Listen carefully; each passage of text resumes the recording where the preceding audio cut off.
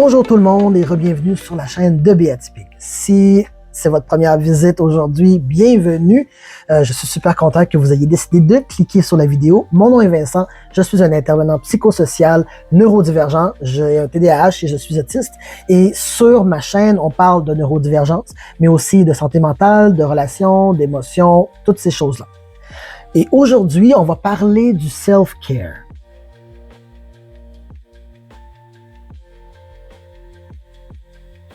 Parce que j'ai comme l'impression qu'il y a comme ou plutôt un trend du self-care sur les médias sociaux qui sont pas nécessairement aidants. Et je vais vous expliquer pourquoi. On vend souvent le self-care comme une activité relaxante et esthétique. Et je pense que c'est surtout cette partie-là qui dérange, qui me dérange en fait, qui fait que le self-care qu'on nous montre sur Instagram et sur TikTok, c'est pas tant du self-care. C'est fait pour être beau. Par exemple, tu vas voir une influenceuse avec un gros peignoir tout chaud, avec de l'huile essentielle, de l'encens, puis avec une petite tasse de thé en disant genre hashtag self-care queen. Sauf que quand tu es en burn-out, en dépression ou que tu viens de te faire laisser,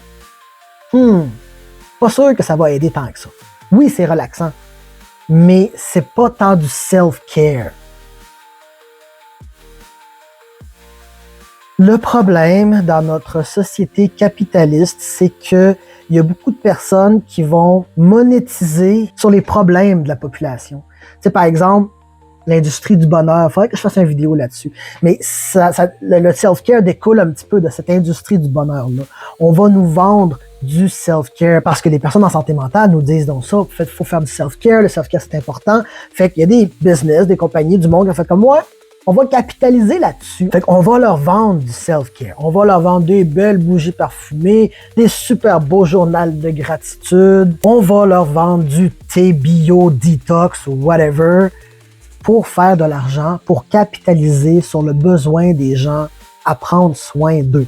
Puis tu sais, toutes ces choses-là, on va se dire, c'est pas mauvais, là. C'est pas mauvais, là, de faire du journaling ou de prendre un bon bain relax. Of course, ça relaxe, c'est pas mauvais, mais est-ce que c'est vraiment du self-care? C'est ça qu'on va voir. Le self-care, prendre soin de soi, c'est pas juste de faire quelque chose de relaxant tout de suite. C'est de prendre soin de soi maintenant et prendre soin de son futur. C'est la partie qu'on oublie. Tu sais, si par exemple, tu es en retard dans tes tâches de maison, tu as la vaisselle, un gros montant comme ça, puis tu es fatigué parce que tu reviens de la job, tu as une grosse semaine, puis tu dis « Ah, je vais écouter Netflix toute la soirée pour me relaxer parce que c'est du self-care. » I mean, peut-être que ça va fonctionner. Peut-être que toi, ton self-care, c'est de faire ça. Si tu es capable de le faire sans culpabilité. Parce que si tu le fais avec de la culpabilité, tu ne relaxes pas vraiment. Et le demain matin, ben, tu vas voir tout ce qu'il fallait que tu fasses, puis ben, tu seras pas plus rechargé. Si tu décompresses, si tu fais une activité qui est supposée être relaxante et tu la fais avec la culpabilité ou du stress de ce que tu as besoin de faire puis que ce que tu es encore en train de perdre du temps parce que tu pourrais être en train de le faire mais tu fais du self-care, ben tu vas pas être reposé. Puis c'est ça un peu le problème. Beaucoup de monde vont dire « Ah oui, moi je fais ça pour me reposer, je fais ça pour me reposer. » Mais est-ce que tu es vraiment reposé? Je demande, est-ce que tu es capable de le faire sans culpabilité?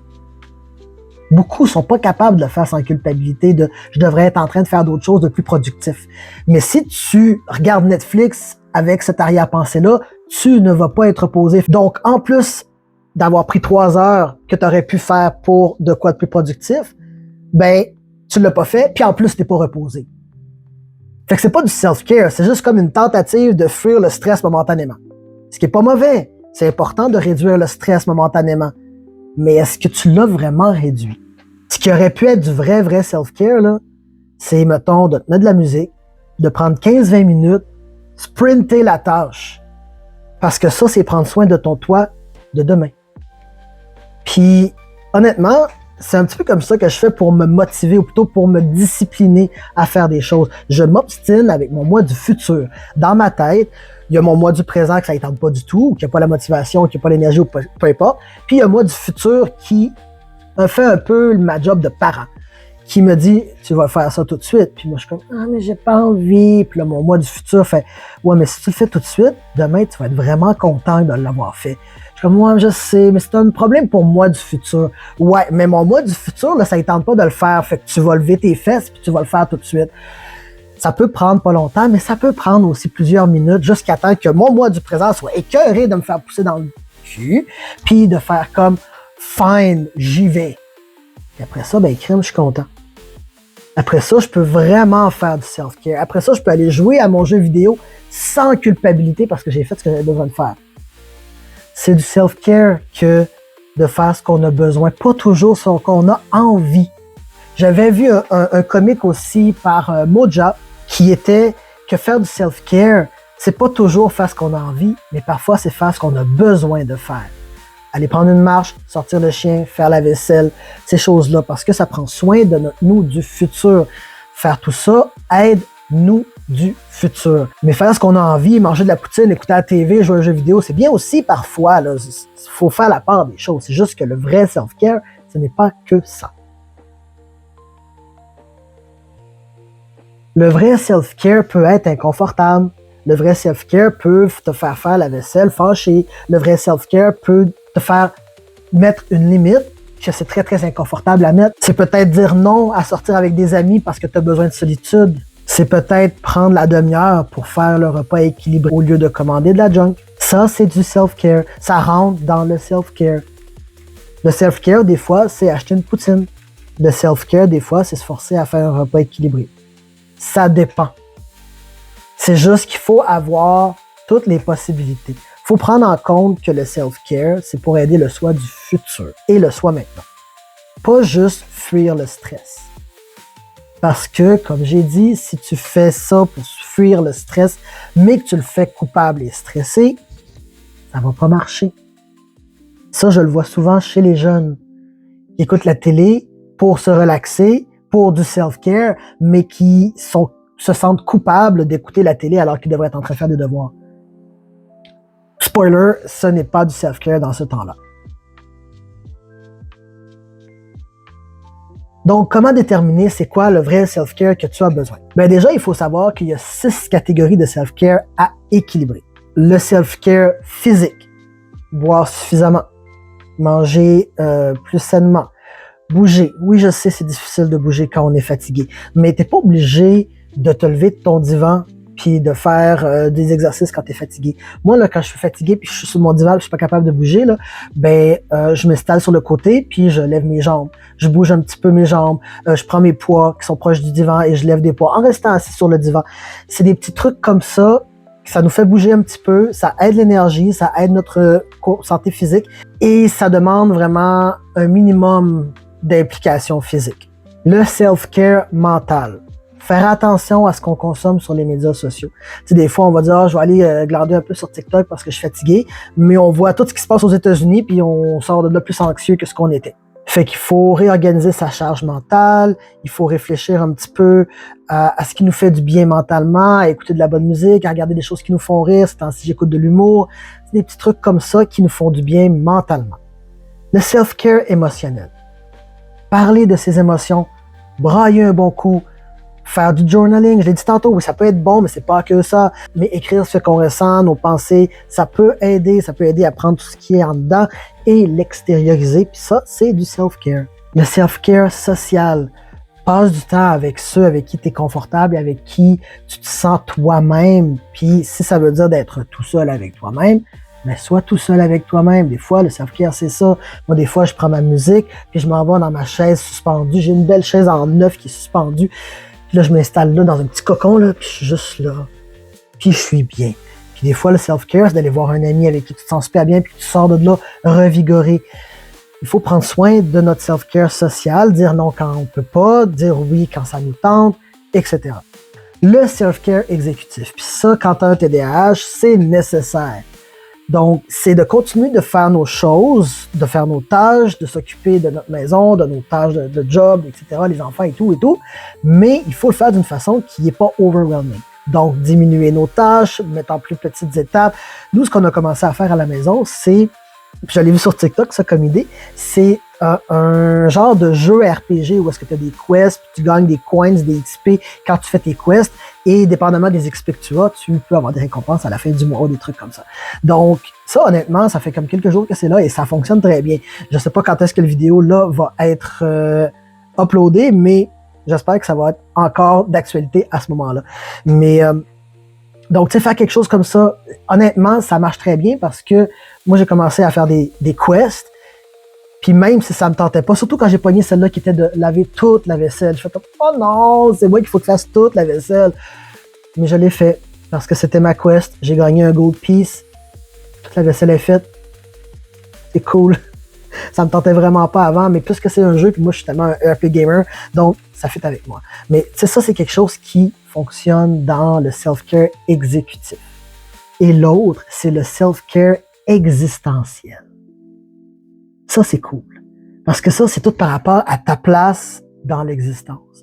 Ce qui veut dire que ça inclut apprendre des choses, lire un livre, explorer tes passions, faire de la création. Ça veut dire apprendre un nouveau skill. Toutes ces petites choses-là qui enrichissent ta vie, ça, c'est du self-care existentiel. Ça, c'est prendre soin de ton existence. On vit dans une société capitaliste borderline sur la méritocratie qui vient de la religion catholique. Donc, on a beaucoup de personnes qui vont dire « Ouais, mais je mérite pas d'avoir du self-care parce que j'ai pas fait telle chose. Je ne mérite pas le self-care. J'ai trop de trucs à faire, j'ai trop de devoirs, j'ai pas assez fait aujourd'hui. Je ne mérite pas d'être récompensé en prenant soin de moi. » C'est un gros piège. Le self-care ne devrait jamais être une récompense. Le self-care devrait être une nécessité.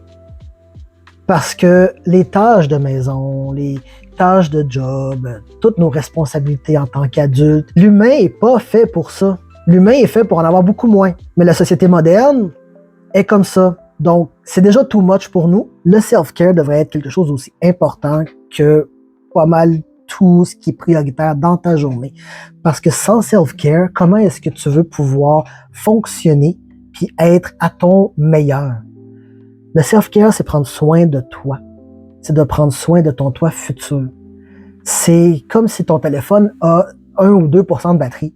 Est-ce que tu vas faire comme « Oh, il y a encore de la batterie, je vais l'utiliser jusqu'à la fin? » Non, tu vas faire comme « Oh shit, faut que j'aille le charger. » C'est la même chose pour toi. Si tu es en train de faire une tâche puis que ton cerveau il veut plus coopérer, ben ça donne rien de le pousser, de le pousser, de le pousser. C'est peut-être le temps de prendre une pause. Puis pas de dire « Ah, mais là, je vais prendre une pause juste quand je vais avoir fini parce qu'il me reste juste 10 minutes. » Ouais, mais si tu essaies de faire ton 10 minutes puis que ça t'en prend une demi-heure parce que ton cerveau il est juste plus là, aussi bien de prendre 5-10 minutes relax, sans culpabilité, faire de quoi qui te plaît, écouter de la musique, danser dans ton salon, puis revenir. Puis après ça, ça va être beaucoup plus facile.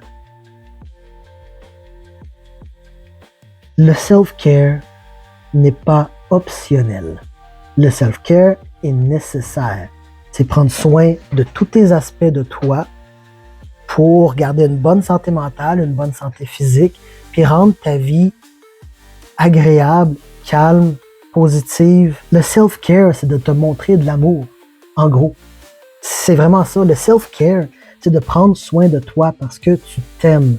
Comment est-ce que tu prendrais soin de quelqu'un que tu aimes? Si ton meilleur ami il a de la misère, il n'est pas capable, il est malade, est-ce que tu vas te pousser à faire ces choses puis ces tâches? Tu vas probablement lui dire « Hey, viens chez nous, j'ai une grosse doudou, je vais te faire une soupe, on va écouter la télé. » Sans culpabilité. C'est la même chose. Self-care, c'est du self-love. Comment savoir si ton self-care il fonctionne pour vrai? Ben, c'est assez simple.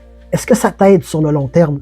Est-ce que ça diminue ton stress pour vrai? Ça ne veut pas dire qu'il n'existe plus, mais est-ce que ça le diminue? Est-ce que ça rend tout un peu plus tolérable?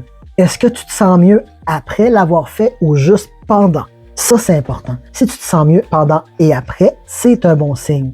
Mais si tu passes 3 heures à écouter Netflix en étant stressé, puis qu'une fois que tu arrêtes, tu es encore stressé, ça ne t'a pas aidé. Ce n'était pas du bon self-care pour toi. Puis des fois, écouter Netflix est le bon self-care pour toi, mais il faut que tu le fasses sans culpabilité. Puis sans culpabilité, ça se fait en apprenant qu'on a le droit de se relaxer, de décrocher. Tu n'es pas une machine. Ce qu'il faut retenir, c'est que le self-care, ce n'est pas un confort immédiat. Le self-care, c'est prendre soin de ton toi futur. C'est un investissement. pour ton bien-être futur. Aller prendre ta marche, c'est peut-être inconfortable. Mais après ça, si tu te sens bien, ben crime, c'était ça. C'est ça qui te fait te sentir bien. Puis on s'entend que prendre une marche va pas guérir une dépression, là, c'est pas ça que je dis. Mais le self-care, c'est supposé faire du bien au minimum après, si pas pendant et après. Si ton self-care ne t'aide pas à avancer, c'est juste une pause déguisée. Ce n'est pas du vrai self-care si ça ne t'aide pas à avancer. Et encore une fois, le self-care n'est pas un luxe, n'est pas une récompense, c'est une priorité. C'est juste qu'il faut que tu utilises un bon self-care pour toi. Il faut que ça marche. Le self-care, c'est pas supposé prendre 3 heures. Si c'est fait d'une façon qui est vraiment, j'ai juste le mot en anglais, tailored to you, qui est vraiment personnel à toi, c'est une journée de discovery. Il faut que tu prennes le temps de découvrir c'est quoi le bon self-care pour toi. Puis des fois, un bon self-care va pas toujours marcher. Tu sais, par exemple, moi, il y a quelque chose que je fais des fois, peut-être 2-3 fois par année, qui est un bed-in. Je sais pas si j'en ai déjà parlé, mais en fait, je prends mon matelas, puis je le mets dans mon salon. Puis je passe 48 heures dans mon lit. Dans mon lit avec tous mes hobbies à côté, ma TV, ma console, toute laquelle je me lève que pour aller à la salle de bain, puis aller faire à manger, puis même des fois, on commande à manger. Donc, 48 heures à être dans mon lit, des fois, c'est juste ça que j'avais besoin pour repartir pendant des semaines. Mais c'est arrivé des fois que ça n'a pas eu l'effet escompté, puis je porte plus à reposer. Ça arrive. Des fois, mon self-care, c'est d'aller faire du TikTok pendant une demi-heure dans ma chaise suspendue. Des fois, ça fait rien. Des fois, mon self-care, c'est d'écouter ma musique fort dans mes oreilles, puis ça me refuel tellement, puis ça me hype, que je suis même pas capable d'aller dormir tellement que je suis comme pompé. Puis des fois, ça doesn't hit the same. Donc, c'est vraiment une question de discovery. Mais ce qui est important de comprendre, c'est que du self-care, c'est pas juste prendre un bain. Le self-care doit t'aider après, doit marcher, doit réduire ton stress après que tu l'as fait. Le self-care, ce n'est pas juste une pause déguisée en je fais rien, puis après ça, je continuerai. Le self-care, quand tu fais du vrai self-care, c'est supposé actually aider significativement. Et je suis pas là pour te dire comment faire ton self-care parce que ça dépend de tout le monde. Ça dépend de toi. C'est à toi de le découvrir. Mon chien rêve. Mon chien rêve et fait des wouf wouf dans son rêve. C'est trop cute. Elle a 5 ans et ça sera jamais pas cute. Je sais pas si vous l'entendez. J'adore. Bref, c'est tout ce que j'avais pour vous aujourd'hui sur ce sujet. J'espère que ça vous a aiguillé un petit peu, que ça vous a élargi vos horizons, que ça vous fait comprendre un petit peu plus qu'est-ce que vous aviez de besoin comme self-care. Si vous avez des questions, encore une fois, n'hésitez pas à l'écrire en commentaire. Et je réitère qu'un like, un commentaire, un partage, c'est gratuit. Ça aide ma chaîne, ça aide d'autres mondes à me connaître, à me rencontrer. Donc, si vous aimez ce que je fais, faites ça. Ça va aider d'autres personnes à me voir. Et on va se revoir la semaine prochaine pour une autre vidéo. Ciao!